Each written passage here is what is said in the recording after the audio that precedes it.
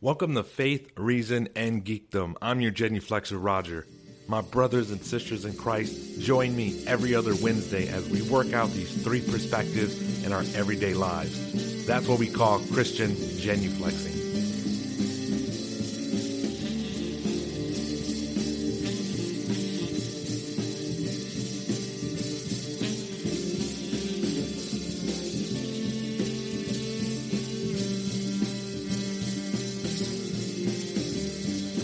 Welcome back once again. We got a great episode for you guys. I just want to thank every last one of you guys who have been helping out. I really do appreciate it. Keep praying for me, please. If this is God's will, share it around. Keep praying that everything goes good, that we get into the ears of most people. Every ear. I don't care who. Small ones, big ones, clogged up ones, clear ones, just everybody's ears. I need them. I need them. I need these words to go in and to spread out. If you guys could do that, I would really appreciate it. Today we're going to do a good show. Like I said, WrestleMania, we're going to talk about that. We're going to get into it. Even if you're not a wrestling fan, I think you can still get something out of this. But before that, we're going to do a little bit of different format. I'm going to introduce, it's going to be called the Litany of Topics. Just like in our Catholicism, in our faith, we have these beautiful litanies of prayers, right? Whether it's a litany of humility, litany of trust, litany of Loretta, all of these litanies. So what I figure, we'll do a litany of topics, faith, reason, and geekdom style. We'll get in a few of them, not too many, but we'll have several. And then after we do that at the end, we'll get into, I guess, the main topic we'll do and a little bit about the past WrestleMania that just happened. I'm excited for you guys to listen to this, and I'm excited for you guys, hopefully, to share around with friends, maybe who aren't into the faith, but maybe they like wrestling, maybe they love wrestling, maybe they'll enjoy this. Also, what we talked about in the beginning, of course, it's a broad range of topics, entertainment, issues that's going on in our culture today. So again, I am Roger. Thank you guys for joining me. I really do appreciate it. So let's get right into litany of topics. First up, I want to talk about the first early reactions of this new movie that's coming out in the month of April, The Northman. Now, you guys, if you haven't seen the trailer, you guys should check it out. It's really incredible. I saw this several months ago, the trailer, and I thought it looked bonkers. I thought it looked awesome. It's everything you want. It's like blood, guts, Vikings, history. That's right up my alley. Another thing that hooked me was the director. This movie, The Northman, is directed by Robert Eggers. Now, if you guys don't know who that is, he is a new up-and-coming director that is very good. He did The Witch, and he also did The Lighthouse. I was about to say Lights Out. That's a whole different movie. That's a horror movie. That's a whole different. Well, actually, the Lighthouse is actually a horror movie. It's starring William Dafoe and Robert Pattinson, the Batman, the new Batman. And it's a very weird movie. I still don't understand, like, what happened and what's going on. It's a very weird, eerie movie, The Lighthouse. But The Witch is a little bit more accessible. It's still weird, still crazy weird, but compared to The Lighthouse, The Witch is much more straightforward. And I actually personally love The Witch. I think it's one of the great movies that came out in the last 10 years for sure, of horror movies and stuff. And it's not hardcore, slasher, gory stuff like that. It's very eerie, very weird. This is a director. This is his third film. And this film is starring Alexander Skarsgård, Nicole Kidman, Ethan Hawke, and there's other Anya Taylor-Joy who actually came out in The Witch. So this movie is everything you want. The show Vikings, I didn't get into that show. I haven't seen it because I haven't seen it yet. But I heard a lot of good things from the show Vikings. And if you're a fan of Vikings, you're going to love this movie. If you're a fan of 300, it has kind of similar elements. To me, at least, there's a lot of fighting. There's men running around with axes and swords and revenge. It's about revenge and bloody revenge and all this stuff. So it's incredible. Elements of The Revenant, the one that won Leonardo DiCaprio's Oscar. This movie looks incredible. Well, anyway, the first movie reactions have came out because the critics had an early screening of this movie. But this movie, I believe, comes out mid-April.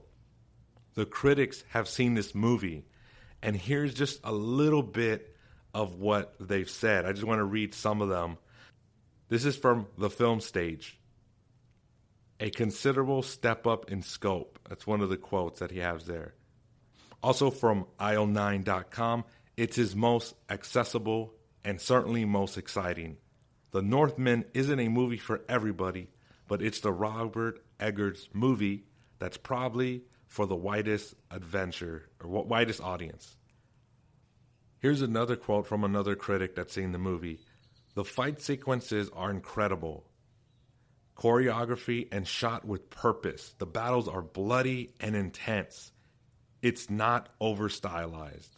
Here's another one from IndieWire. The Northman is never dull. The sheer masculinity of Edgar's direction denies it takes a chance. Also, someone gets decapitated like every 10 minutes. We'll do one more from Slash Film. Like a grim, grounded war movie in which the battle scenes play out in a slow, weighty, almost pondering manner, and to be as brutish and realistic as possible. These are just some of them. There's more glowing reviews. Right now, it's a 90% on Rotten Tomatoes. So this movie is getting a lot of critical love. The critics are loving it. The audience will see when it comes out. But right now, there's 62 reviews, and it's at a 90% on Rotten Tomatoes. So I hope it's as good as well, because some of the quotes, that's what I want. Bloody, it's brutish, it's Vikings. Come on, this is supposed to come out April 22nd. April 22nd, 2022, this month. How do you not get excited? That gets my blood going. I'm telling you right now. That really, would I want to be in a Viking battle? No. Would I want to fight in the Viking in the cold? Hell no. I wouldn't want that at all. I'd be running away. I'd be like, look, let me just stay with the women and boil water or something like that and cook the meat and gut all the animals and y'all battle. I would not want to be in a Viking battle. They're one of the most brutal fights, one of the most brutal conquerings that's happened. Vikings, the history and stuff like that. I would not want to be there, but hypothetically, in a fantasy world, watching it on the screen in my safe, comfortable recliner with popcorn and soda, just me kicking my feet back, watching it, yes, that gets my blood going. That gets me pumped up just to watch it, not to be in it. This movie sounds good. The director, I really, really, really, really like the director. I really liked his movies. Loved The Witch and liked The Lighthouse. It's not for everybody. He's one of those kind of artsy, weird horror movie guys, a new horror as they call it. But this looks incredible. So again, April 22nd, 2022, I'm going to be there watching The Northman. I think it looks incredible, and I'm happy to hear the reviews are so positive. Okay, I know in the news we've all been hearing the so-called Don't Say Gay bill in Florida. We're all getting tired of, I know I am at least, of the media portraying this, Disney coming out, all these companies coming out and saying, we're not allowed to say the word gay. We can't say that, we'll get in trouble. That's not true. It is not true. It is horrible not surprising. Does this surprise me? Oh, I'm shocked. Color me shocked. Because color me shocked that the media is blowing things out of proportion and lying. But we all know that this is not the truth. The thing that's happening in Florida with DeSantis, there's actually other proposed bills that are going in the other country too, but the media perspective is as they're not allowed to talk about anything like that. The students, if they say their parents, have two so-called marriage, so-called same-sex marriage, and they say, oh, yeah, my mom's, this weekend we went here, or the dads are like, oh, both of my dads, did this or whatever. that some person's going to come in and on tightrope, just breaking into the windows of the school, the classroom, just taking them off and carting them off into the principal's office or throwing them into jail or whatever they think is going to happen. But I mean, that's not true. That's not true at all. You could just read the bill. You could read the whole thing, obviously, if you have nothing to do. But also, there's other things that have shots of the bills, shots of the important parts in there. So either one you can do. If you just do just a little bit of research, not even a lot, just a little. If you just crack it, then you'll see, hey, wait a minute. This isn't what the people at Disney, this isn't what the media is saying about what this is. They keep pretending that this is the real thing and saying don't say gay, and now they're running around. You see in the Hollywood, in the Oscars, now they're saying, I'm going to say the word in a protest of it. But the bill never even says the word gay. Also, it's not even like, I think it should go farther. It's like from first grade to third grade. Like, it's not even, I think it should be sweeping. I think it should be more. And again, it's not saying the word. It's just saying that they can't teach transgenderism or sexual orientation. They can't teach that in a class. The teachers, it's more about the teachers. The teachers can't teach on that class. They're there to teach you math. They're there to teach you grammar or whatever, not to teach you about transgender LGBTQ plus issues. That's not what they're there for. I don't want my kids learning anything. I don't want it says you had a straight heterosexual teacher, and he talks about his couple. He's like, oh, hey guys, I know you're first graders and probably don't even care, but yeah, me and my wife, we had this amazing vacation, and we went here and we went there, we went on a romantic date, and we're just making out like crazy, and we got to the hotel and all that. Like, who wants to care? Who cares about that? The students don't care about that. They don't want to hear that. I think it's a good thing. We shouldn't have teachers teaching this. I 100% stand by, and it's not what they make it out to be. It's not surprising that people are twisting it up. But we have to understand, like, where does all this stuff come from, right? And I think one part of it is, especially teaching, can't even talk today, it's the second time, teaching transgenderism to kids.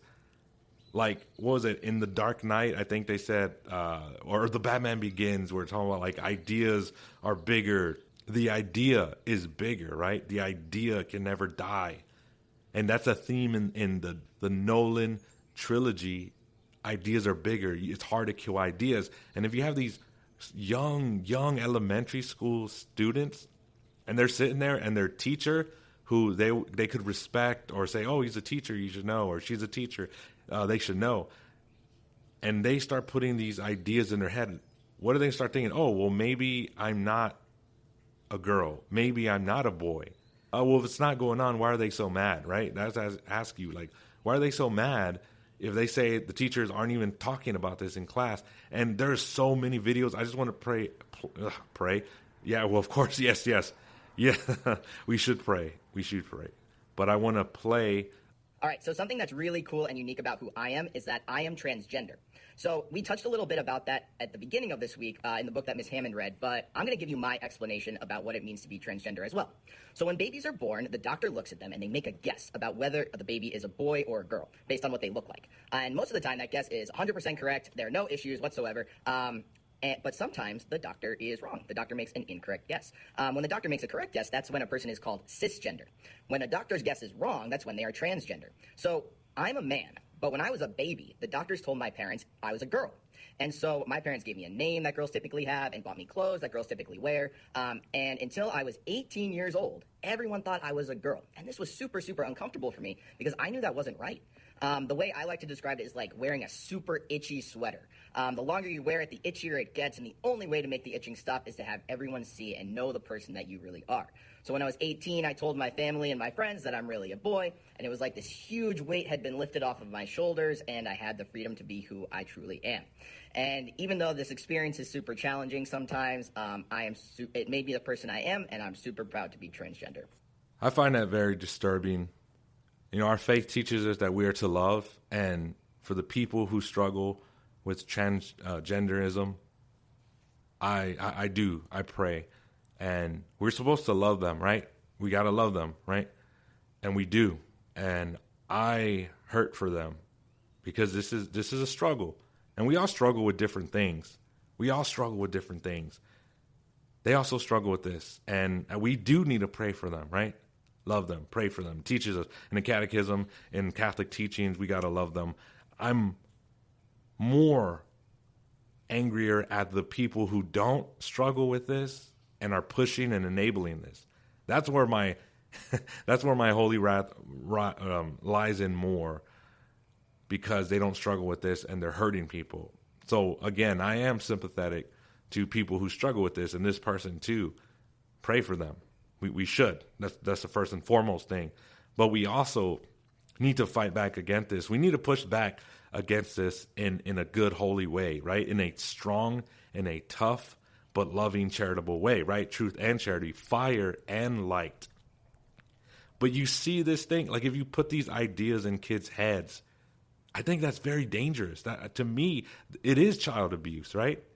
It's child abuse. And it sucks for the people who deal with it, but we need to help them. But see, this is how our culture turned out, right? Like in this postmodernism culture, our culture has trivialized the body, right? It comes from this Cartesian dualism in modern times defended by René Descartes. Cogito ergo sum. I think, therefore I am. That guy, you know, everybody that, you know, René Descartes, that guy. He would say that just matters just matter, and it doesn't matter. Just our consciousness, just our conscience. That's it. And when you take that, and there's also been older heresies in the church, Manichaeism, all that, and even more ones recently, I keep coming back to that. Where the body is, it doesn't matter really. Like, who cares? And if that's true, right? If that ideology true, that thinking is true, well, then you can do whatever you want with the body. Then yeah, a boy's soul can be trapped in a woman's body, because again, the body doesn't matter. A boy's soul can be in the wrong body. A girl's soul can be in the wrong body, because it doesn't matter, right? Dualism that says, whatever, it's separate. Our spirits and souls are completely separate. And I would 100% reject anything that says that. I want to read something from the Compendium of the Social Doctrine of the Church. All of these texts from John Paul and Benedict refer to the inner dynamic of the relationship between two spouses. The subject of moral acts is each person, a dual unity of body and soul, a psychosomatic whole. Anything that smacks of a body-soul dualism is firmly rejected. One cannot attempt to free the soul from the body. When a human being asks the truth and the good, his body is not an afterthought or an accident or a tomb for the soul. Now, when we fall away from this, right? When we get into this Cartesian dualism or Manichaeism with the older heresy, anything like that, anything that's in this realm, then yeah, we can do whatever we want with the body. It doesn't matter. We can just drink all the sodas we want, right? We can just smoke all the cigarettes, do all the drugs. We can be drug addicts, hurt the body, as long as our soul is so-called good, right? As long as the soul feels good, do what feels good, right? The famous YOLO, right? Do what you want. Doesn't matter. The body is just whatever, and I reject that. So let's get into the next one, because I can go on, much longer on the topic. Everybody's seen the Justice League, right? You know the Flash, the upcoming Flash movie, which I'm very excited for. Michael Keaton, Ben Affleck, Batman. 2 Batmans in the movie. You get a twofer, 2 of them. Ezra Miller, the star of the Flash, is in trouble. A lot of trouble. It was, I think, a year or 2 ago that there was a video of Ezra Miller choking out a woman, and then silence. WB did nothing. Silent. Everybody was like, wait, hey, that Ezra Miller thing. Shh, don't talk about that. Yeah, but didn't he just choke? Yeah, but I saw that. Wait, oh, look, here's a new trailer. Cool. Black Adam's coming out. Look at this. Look at this over here. Look at this shiny thing over here. Forget about that. And we're like, okay, cool. Right? We all forgot about that. We're like, whatever. Well, recently, Ezra Miller, actually Oscar Knight, he got arrested again for being very aggressive assault in some bar. I don't remember, Hawaii, I believe. It was, somewhere in Hawaii. And Ezra Miller got into big trouble, also got a restraining order put against him for threatening to kill a couple that he was been staying with in Hawaii. They're actually the ones who bailed him out of jail because Sunday night he was at a karaoke bar. He got drunk and belligerent. He went on stage and physically grabbed a microphone from a lady after throwing a bunch of insults on her. And some other guy tried to step up, and he got aggressive with him too, so he was arrested. The people that bailed him out were apparently staying with him. They weren't family or nothing. I guess friends or somebody they met while he was there. I don't know. That's kind of weird. But the couples had a temporary restraining order against him. They since then dropped it, but they had it there for like a week or so. The judge of the case also is like not happy with everything that's going on. There's harassment of the patrons in that karaoke bar. Now this has effects on the movie because Ezra Miller, and again, this is troubling. You know, he's been in trouble before. I think on YouTube he was calling for kill squads against the KKK or something. And again, I'm not defending the KKK. Obviously, like nobody, that's not a good look at all. But he was calling for like kill squads. Like people should just go around mob style killing them. And I was like, what? You can't do it. Our Catholicism teaches, right? You can't commit an evil to do a good. So I was like, killing people, random people, just going out, and even if they're horrible racist people that are stupid and ignorant, we still shouldn't gather mobs and kill them. So he's been in a lot of weird stuff, so pray for him. But this could affect Justice League. This could affect Mr. Flash. This could affect the movie. There are even maybe whispers of them trying to replace him already. And this is going to affect the movie. The Flash movie was supposed to come out this year. It has been since pushed back to 2023. And again, I'm a big DC guy. I love comic book, Marvels, all that stuff. Huge into DC. Love it. So this could push back my movie that I've been waiting for like a long time. Again, sad case. But from the movie perspective, on the movie side, does this mean it's going to be pushed back longer? Like, I don't want to wait even more. I got to wait even more. It took me forever to watch The Batman. I was going crazy. I was having feverish dreams of me watching The Batman, Robert Pattinson coming out of the screen, and me enjoying the movie, and then we go fly away on an adventure, trying to take down the Penguin or the Riddler. And I was just like so excited to see The Batman. I couldn't wait. I saw it opening day. That movie had been delayed. The Flash, same thing. Black Adam got delayed. A lot of the DC movies were like, hey guys, we're coming out 2020. Get excited. Oh wait, never mind. Black Adam, pushed back. The Flash, pushed back. A bunch of movies got pushed back. So as a fan who loves DC comic book movies, very disappointed. Hope he gets the help he needs. But I think the choking out of that woman a year or two ago, the assaulting the two people, the threats on another couple, threatening to kill them, WB has to do something. You can't just let this go. Even though he's like a big star, it doesn't matter. I love The Flash, but I don't want to see him as Barry Allen anymore. I didn't care so much for Captain Marvel. It just wasn't my movie. It's not the worst Marvel movie. I mean, there's other ones. It's not the worst, but definitely on my list of Marvel movies, Captain Marvel starring Brie Larson is definitely on the bottom. But why do I bring her up? Well, the reason I bring her up is she's a good actor, really good actor.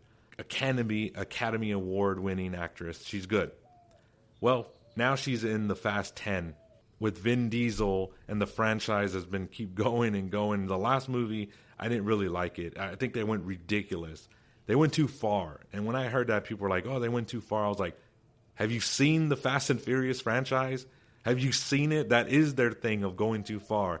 And so I was like, I don't know. Why is everybody why is everybody getting like this? It's a Fast 5 movie. You know, it's a Fast and Furious, Fast 6 or Fast 7, the faster than fastest, fast. Next, they're going to have like a Jewish kind of like the Old Testament Hebrew kind of like, because they have no, what do you call it? No superlatives or expletives. So when they used to say something, that's why they would say holy, holy, holy, not holy, holier, holiest. Or in the book of Genesis, it would say, you will surely die the death, as it's translated, because again, the grammar in the Hebrew and the Jewish culture. So what is the next movie going to be? It's going to be like the Fast and Furious, fast. That's what I imagine it, the kind of like Old Testament style, fast. But this movie, the last one, was way over the top, and I was like, oh, okay, I get it now. I get what you guys are putting down now. It's so ridiculous. Like, I was just laughing the whole time. You got Vin Diesel out here thinking he's Samson, just pulling down the temples, the columns, pulling that. Come on, taking on like 30 dudes at the same time, flying again like he always flies. Like, it's ridiculous. And I was just, the whole time, my kids thought I was crying. They're like, "Dad, are you crying?" I was like, "No, I'm just laughing. This is ridiculous." Just the whole time I was just laughing. Anyway, I do enjoy the movie. Again, Fast 5 is my favorite of them. The one with when the Rock gets first introduced. And I think some of the other ones are really good. So I enjoy the franchise. So Brie Larson is now going to be in Fast 10. So I wonder, as a good guy or a good girl, as a bad girl, like, I don't know. I kind of want to see her as the villain. I want to see her as the villain. I want to see what she does as a villain. But who knows? Maybe she'll be yet another long-lost sibling of Vin Diesel, of Dominic Toretto, because it's all about family. That's all it's about. So maybe, I don't know, maybe she's a long-lost family member, Brie Larson. Okay, the last topic on the litany of topics is going to be, it's a horrible transition, but the case, just again, infuriating, sad. 5 babies killed in the abortion clinic in Washington, D.C. There's audio you can find online of one of the doctors who performed the procedures literally on tape saying to an undercover lady about, well, if something goes wrong and it's not aborted yet and my baby is born alive, is there something we can do about it? And they both kind of dance around. But he pretty much says, oh, well, we won't resuscitate. Almost like a do not resuscitate. Like when somebody, let's say, having a heart attack or something like that, and they're like, do not resuscitate. We need to look into this, because if this is true, there should be an investigation. There should be. I don't care if you're like, oh, that's not true or whatever. There should be. The D.C. should definitely investigate, because they collected about 115 fetuses from the medical waste, the abortion clinic. Man, the medical waste truck, the guy who turned in, and a few of them it's just horrific. But a few of them could have been illegally. When I say, that's a weird word, I want to use air quotes when I say illegally aborted, because abortion should be illegal. It really should. But in the DC, in their laws, even in their laws, some of these could have been born alive and could have been a crime. And that's the thing they're hinging on. Because obviously, very sad what happens. But if they're within the law, sadly, there's nothing we can really do about it except pray, advocate, change the laws. But a few of these unborn human lives could have been born after. And it could have been breaking the law that this horrible abortion clinic did, and these doctors, I hate to even say the word doctors, because it doesn't even, it makes no sense. The Hippocratic oath to save lives. This is just horrible, and this was found inside the biohazard material. So thank God for that. And we need to do more scrutiny, more investigation to this. We need to put this story out there more. We need to share it more. That's what we need to do, because this is horrible, that this should be investigated, and we should do something about it. It's infuriating to even listen to anything like that. And they had the pictures that were up when this first happened, and maybe some Some need to see that, But they also did bless and bury the other unborn human fetuses. So this advocate anti-abortion protest, these anti-abortion people, they're doing God's work. So we need to pray for them. We really need to keep them in our rosary prayer, in our daily prayers. Pray for people that are pro-life that can stop this horrible nonsense that's happening around. It's like another, was it that Dr. Kevorkian or Dr. what's his name? The one that movie came out. I can't remember what his name, but that guy, like it's the same thing all over. It's the same thing all over. We have video of this guy saying that he would do this and pretty much born alive, just let them die. It's just horrible. What they do to the unborn. It's a human life. Like, you have to ask, what are the unborn? What are the unborn? The answer to that question should tell us how we should treat them. So that's the end of the litany of topics. Hope you guys enjoyed that. If you guys could please support me, give me a 5-star Apple rating on Apple Podcasts. If you don't have that, any review anywhere, 5-star, Spotify, Google, Anchor, anywhere you can find podcasts, please share this around. Spread this word around.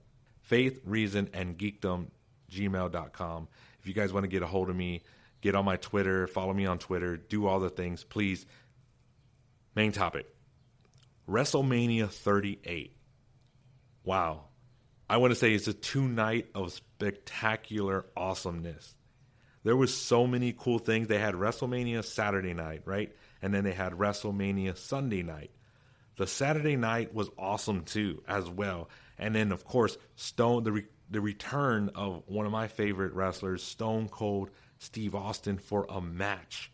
That was incredible. I couldn't wait. I was like, oh my goodness, it's going to be so exciting. The ending, the finale, I enjoyed it. The Roman Reigns and Brock Lesnar for the heavyweight title, the unification of the two titles.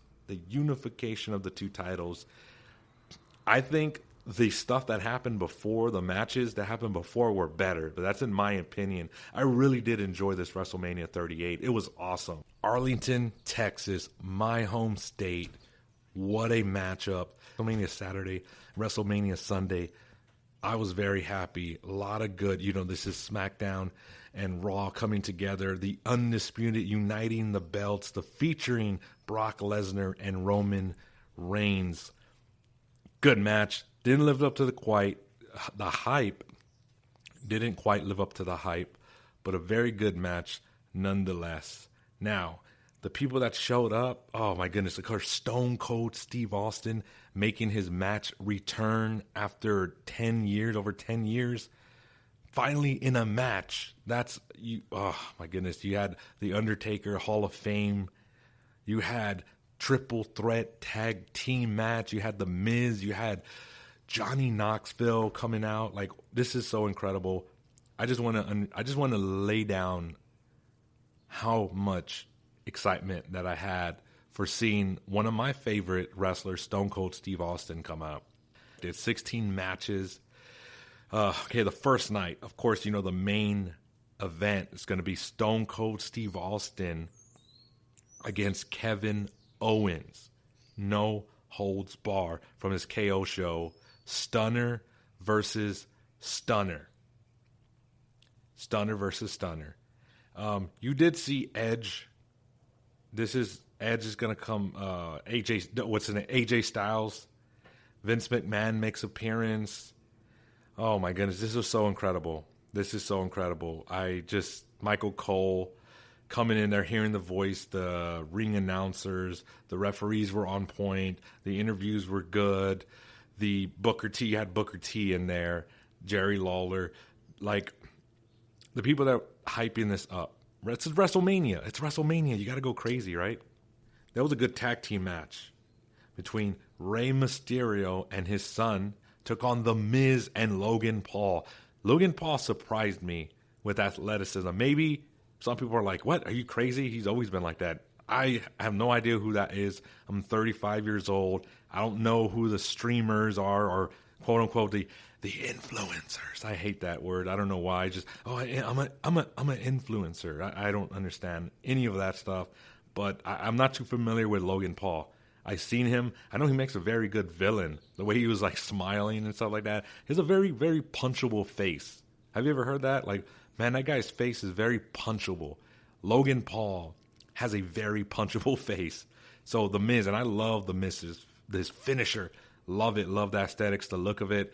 But they had the match, and at one time, Logan Paul did the Three Amigos on Rey Mysterio, doing the frog splash, invoking a little bit of Eddie Guerrero, doing a little bit of dance. But the match, like, coming through with the frog smash on Rey, I was kind of surprised. I was like, whoa, they're going to lose. You know, I did not think they were going to lose. Rey Mysterio and his son loses. So I was a little surprising. I'm not going to lie. That match, I was like, okay, The Miz and Logan Paul, they're going to lose. And then, of course, The Miz turns on doing the skull-crushing finale. Finally, on his partner, turns on him. So just like The Miz would definitely do stuff like that. You had Frank Rollins coming out against his opponent, Cody Rhodes. Cody Rhodes, the great family of wrestlers that is Dusty and all them. But we're all here for one thing. The main event, Kevin Owens. This is night 1, Saturday. WrestleMania Saturday. Kevin Owens, the Stunner Man, comes out and invites the original Stunner Man himself, Stone Cold Steve Austin.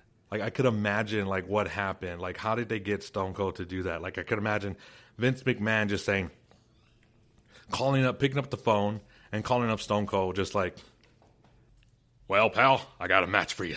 I got an idea. WrestleMania.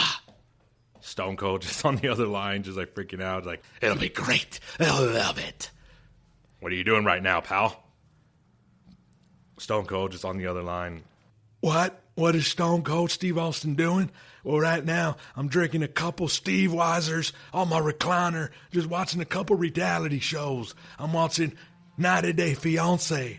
What? 90 Day Fiancé? What's next? What? 90 Day Fiancé, The Single Life. What? 90 Day Fiancé, Pillow Talk. What? 90 Day Fiancé, Before the 90 Days. What? 90 Day Fiancé, Strikes Back. What? All the 90 Day Fiancés, all 10, 12, 20 of the 30, 40, 50 spin-off shows of 90 Day Fiancé. But then I got bored. I went to the gym. What? I said I went to the gym.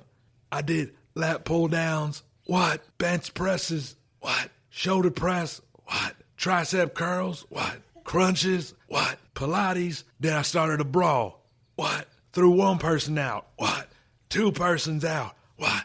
Threw everybody out the gosh darn gym out the door. What? And the manager said, Stone Cold, and I said, what? He said, Stone Cold, why are you throwing everybody out the gym? And I said, you stupid son of a bitch, Stone Cold Steve Austin is training for a match at WrestleMania, and that's the bottom line, because Stone Cold said so. Well, pal, gosh darn it, I love it. I love it. They'll eat it up. Oh, they're gonna eat it up. Yeah. Stone Cold Steve Austin and Mr. McMahon. They'll love it. That's what I imagine it going by. Stone Cold Steve Austin coming in. And they have a match, no holds bar match. And I liked it. Stone Cold, there was at one point he tries to stump a mud hole in him. Not vintage Stone Cold, not the best. His leg was a little bit slow. Excuse me, I have allergies, so you guys see him all stuffed up and stuff like that. Allergies in Texas. But anyway, Stone Cold, just to see the stunners being put on each other.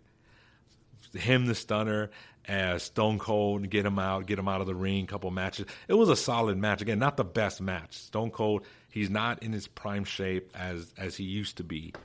He's not the best. That, you know, think about an attitude error or anything like that. But he gave what he could. There was some matches, some techniques, some moves that he did pretty well. And others, you see him struggling a little bit. Kevin Owens, did his thing. But Stone Cold Steve Austin finally moving out of the way for Kevin Owens after getting the chair to try to attack Stone Cold, hit him, bash him over the head. He misses, hits the rope, and hits himself. And then, of course, we get Stone Cold Steve Austin with the stunner. Excellent.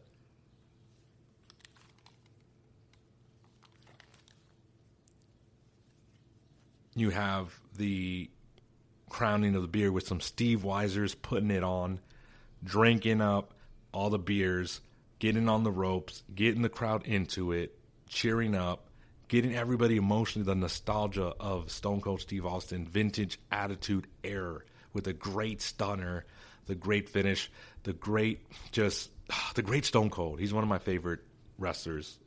One of my favorite. Attitude Era has a special place in my heart. Those years of wrestling, incredible, amazing. I loved it.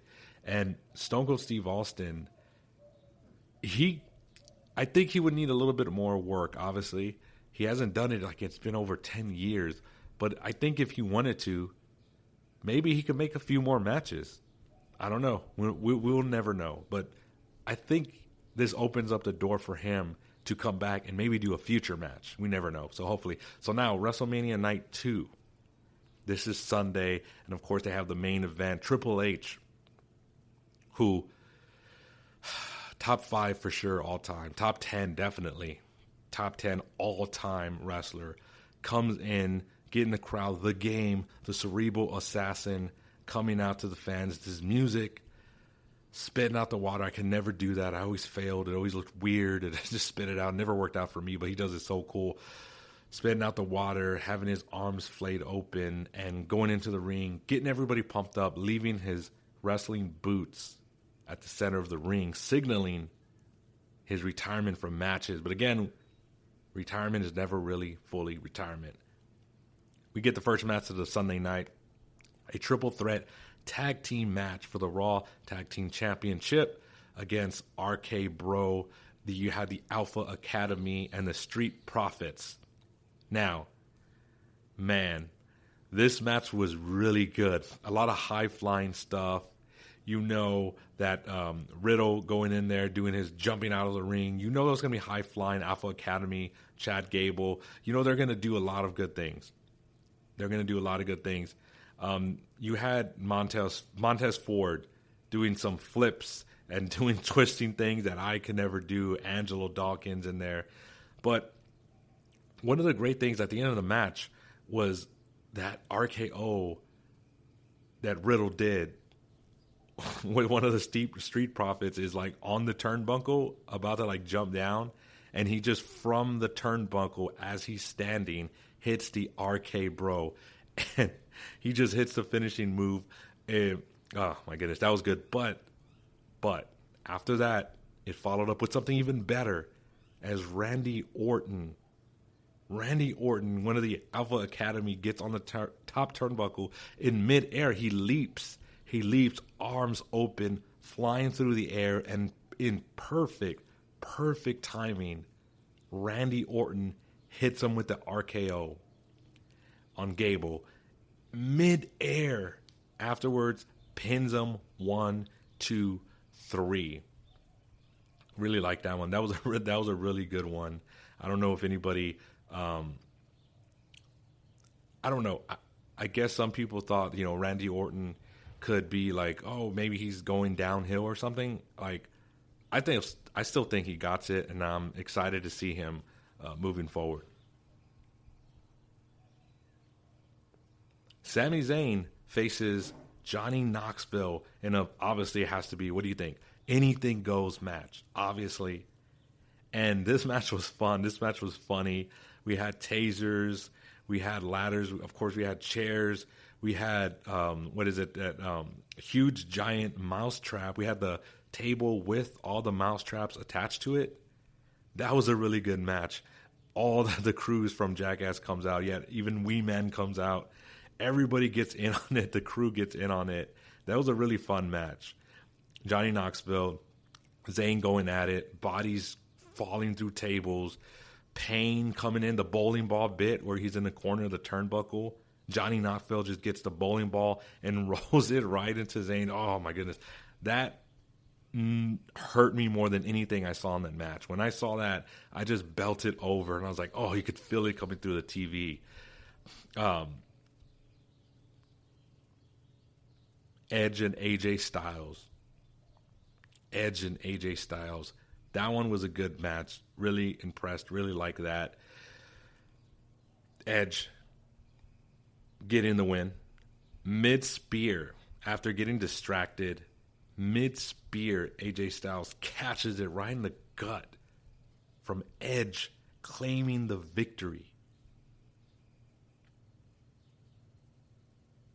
The Undertaker making that appearance, coming in there, was amazing. Undertaker's theme song, love it.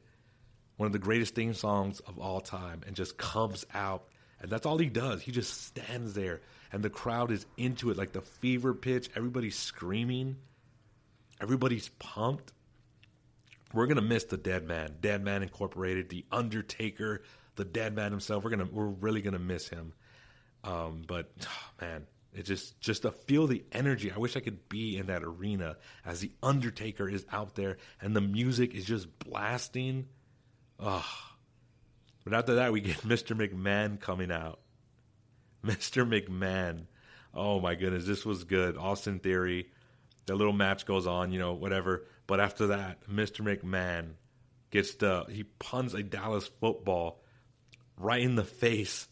Right in the face of his opponent, Pat. Like, oh my goodness, Stone Cold Steve Austin makes an appearance, which, I don't know. I thought he maybe come out later, but I wasn't too sure. But he comes out, and of course, what do you think he does? Gets a few beers, right? Riling up the crowd. Stunner's Theory with the Stone Cold Stunner, obviously. And also, few Steve Weisers, and then, boom, hits the Stunner on Mr. McMahon. And on both of them, too, the punter gets up. He gets stunnered. Vintage Stone Cold Steve Austin stunnering Mr. McMahon. Mr. McMahon is still in good shape for his age. At his, old age, Mr. McMahon, biceps. He's still in phenomenal shape. Can't move around as well, obviously. But, man, that gave me the feels. That gave me tingles on all parts of my bodies. Like every part of my body had tingling feelings all over, a sensation. Like it was really good to see Mr. McMahon get stunned by Stone Cold. There are a few things that get me pumped up, get the blood going. And one of them is seeing Stone Cold Steve Austin hit the stunner on Mr. McMahon. Oh, that was great. And then, of course, the main event, Brock Lesnar coming out, people excited. Roman Reigns, the villain of the villains, trying to get the F5 for the near fall. This keeps going back and forth. And it was a good match. It was a solid match. I just felt like it wasn't, it didn't live up to the so-called greatest match of all time. A lot of belly-to-belly suplexes. A lot of belly-to-belly suplexes and clotheslines. Plenty of clotheslines, plenty of suplexes. You get a lot of this back and forth between them. Roman Reigns getting in there. And then, of course, Lesnar hitting them back and forth, just hitting each other. Roman's hits the spears, of course. He's going to hit him and knocks the spear. Roman, of course, hits the spear. And Roman Reigns becomes the undisputed championship. Roman Reigns is a double champion. Again, good match. Good match. I just didn't think it lived up to the so-called greatest WrestleMania match of all time as they promoted it. But still solid. A lot of good matches. But again, I think the best match was that triple threat tag team match. RKO Bro wins. That's my favorite match, I think. A lot of close ones. And again, the second one, purely for nostalgic reasons, was Stone Cold Steve Austin and Kevin Owens. And also when Stone Cold Steve Austin comes out and Stone Cold stunners Mr. McMahon. That is vintage. I loved it. Loved it seeing it. It's oh my goodness. It's just nostalgia, reminding me of the 90s, early 2000s. But those were my matches, my quick thoughts on WrestleMania 38. Hope you guys enjoyed Faith, Reason, and Geekdom podcast every other Wednesday. Please share us around, rate us, email us, do all that stuff. Spotify, Apple, Google, Stitcher, anywhere you can find podcasts. Faith, Reason, and Geekdom. Anchor.com to Twitter. Follow me. Do all that stuff. Smash. Wait, why don't you do an elbow drop? Do a frog splash on the like, share buttons. Whatever it is. Thank you guys. Please pray for me. God bless. Godspeed. And hope everybody have a good Easter for our Lord and Savior, Jesus Christ. Happy Easter, everybody. Hope your Lent went well. I'll see you guys next Wednesday. Godspeed.